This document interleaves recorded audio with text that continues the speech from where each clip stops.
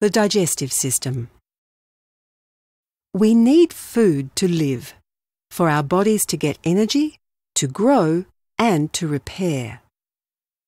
Food has three main nutrients: carbohydrates, fats, and proteins. And the digestive system breaks each one down in a different way. The nutrients are carried by blood to the cells of the body. The digestive system starts at the mouth and ends at the anus. It's a long muscular tube which is coiled inside the abdomen. This is called the alimentary canal or gastrointestinal tract.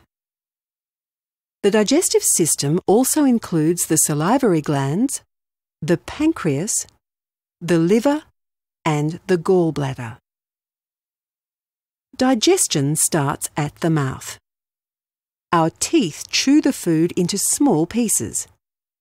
It is mixed with saliva, a liquid which makes it easier for the food to be swallowed and which also starts to break down some of the food. The tongue then presses against the roof of the mouth and the food is pushed to the back of the throat. This is called the pharynx, and it connects the mouth to the esophagus and the trachea. The esophagus goes to the stomach, while the trachea goes to the lungs. Both food and air go down the pharynx. A small flap of cartilage called the epiglottis closes off the trachea so the food will go down the esophagus.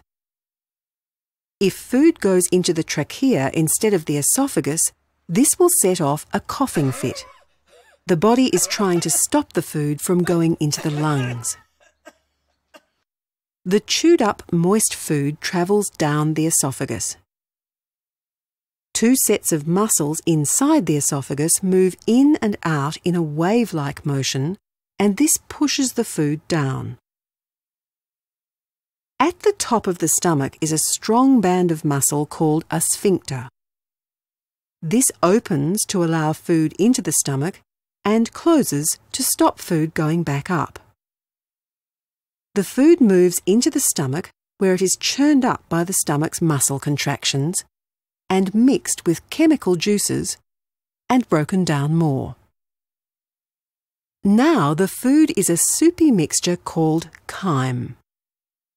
The stomach releases the semi-digested food at a slow and steady rate through another sphincter into the small intestine. The small intestine is like a tube all folded up. The muscles inside the small intestine push the food through all the twists and turns. On this journey, the nutrients, the goodness of the food, is absorbed into the blood. The small intestine needs the help of the juices from the liver and the pancreas to digest the food. The leftover food goes on to the large intestine. This is where water from the food goes into the blood. What remains is solid waste, and this continues on into the rectum where it stays until it leaves the body through the anus. Regular exercise, maintaining a healthy diet, and drinking enough fluid will ensure you have a digestive system that absorbs the nutrients you need for good health. People who are healthy will look healthy.